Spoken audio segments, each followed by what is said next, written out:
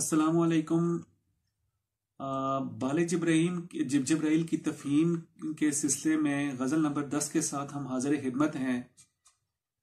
پہلا شعر ہے کہ متاع بے بہا ہے درد و سوز آرزو مندی، متاع بے بہا ہے درد و سوز آرزو مندی، مقام بندگی دے کر نہ لوں شان خداوندی۔ متاع بے بہا سے مراد بہت قیمتی سرمایہ، درد و سوز ببانی اعلیٰ جذبوں کی حرارت، آرزو مندی محبوب کی آرزو، عشق میں محبوب کی آرزو کا سوز و درد نہایت بیش قیمتی سرمایہ ہے۔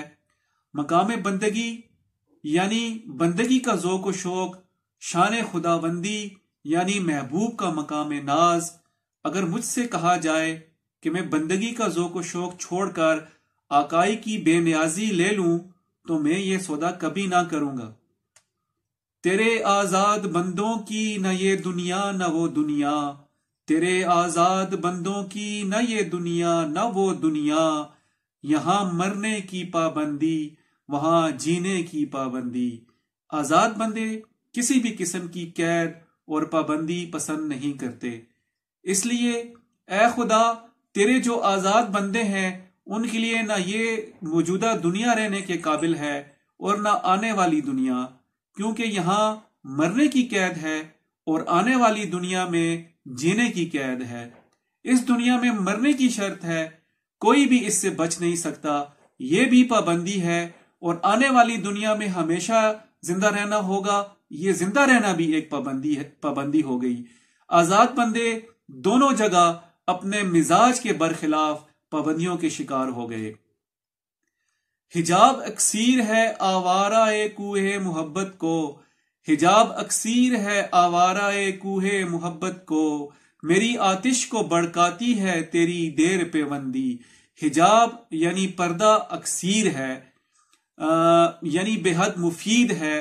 آوارہ کوہ محبت یعنی کوچہ محبت میں بے مقصد گھومنے والا، جو عاشق محبت کے کوچے میں، گلیوں میں، راہوں میں آوارہ اور سرگرداں پھر رہا ہے، محبوب کا پردے میں رہنا اس کے لیے اکثیر ہے، یعنی بے حد مفید ہے۔ میری آتش مراد آتش شوق کو بڑکاتی ہے، تیز کرتی ہے۔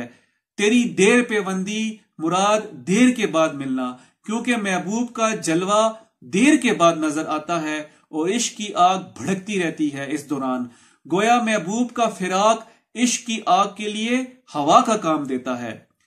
گزر اوقات کر لیتا ہے یہ کوہ بیاباں میں، گزر اوقات کر لیتا ہے یہ کوہ بیاباں میں، کہ شاہی کے لیے ہے ذلت کار آشیاں بندی۔ شاہین یعنی شہباز کے لیے آشیاں گھونسلہ بنا کر رہنا ذلت کا باعث ہے۔ وہ کوہ بیاباں یعنی پہاڑوں، جنگلوں اور ویرانوں میں زندگی کے دن بسر کر لیتا ہے۔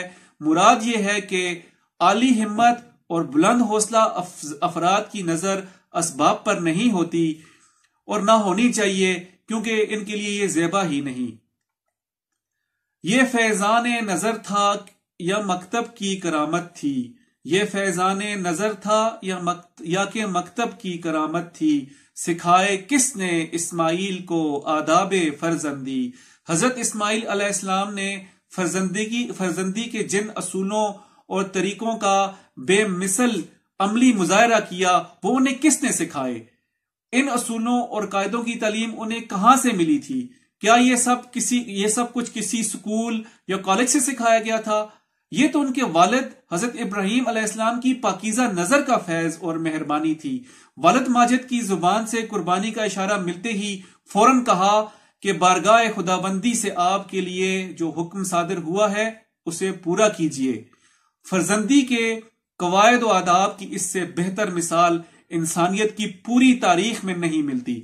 یہ تربیت کسی درسگاہ یا اسکول کالج کی نہ تھی، اور علامہ اقبال مسلمانوں کے بچوں کو اسی تربیت کا پیکر بنانا چاہتے ہیں۔ زیارت گاہ اہل عزم و ہمت ہے لحد میری، زیارت گاہ اہل عزم و ہمت ہے لحد میری، کہ خاک راہ کو میں نے بتایا راز البندی، میری لحد یعنی قبر عزم و ہمت والے لوگوں کے لیے زیارت گاہ بن گئی ہے، وہ گروہوں کی شکل میں میری لحد پر چلے آ رہے ہیں، اور کیوں نہ آئیں، کیونکہ میں نے راستے کی خاک یعنی گرد کو جو ہر طرف آوارہ پھر رہی تھی پہاڑ کی طرح جم کر کھڑا ہونے اور بے پناہ ہونے کے بید بتا دیے۔ راز البندی سے مراد پہاڑ کی طرح جمنے کے بید راز بتا دیے۔ الوند ایران میں ایک پہاڑی سلسلے کا نام ہے، یعنی میں اس وجہ سے بلند ہمت انسانوں کے نزدیک احترام کا مرکز بنا کہ میری تعلیم نے ملت اسلامیہ کو اعلیٰ درجے کے استحکام کا طریقہ بتا دیا۔ معافی چاہتا ہوں۔ میری مشادگی کی کیا ضرورت حسن معانی کو، میری مشادگی کی کیا ضرورت حسن معانی کو، کہ فطرت خود بخود کرتی ہے لالے کی حنا بندی۔ مشادگی بابانی مناو سنگار، حسن معنی کا حسن، الفاظ کا حسن، یعنی ذاتی جوہروں کے حسن کو کسی بناو سنگار کی کیا ضرورت ہے۔ قدرت لالے کے پھولوں کو خود ہی مہندی لگاتی ہے۔ مراد یہ کہ اچھی، خوبصورت اور دل نشیں باتوں کے لیے آراستگی کی ضرورت نہیں ہوتی، وہ خود بخود دلوں میں اتر جاتی ہے۔ یہ تھی سامعین بال جبرائیل کے حصہ اول کی غزل نمبر 10۔ اگلی غزل کے لیے آپ ہماری اگلی ویڈیو کا انتظار کیجیے۔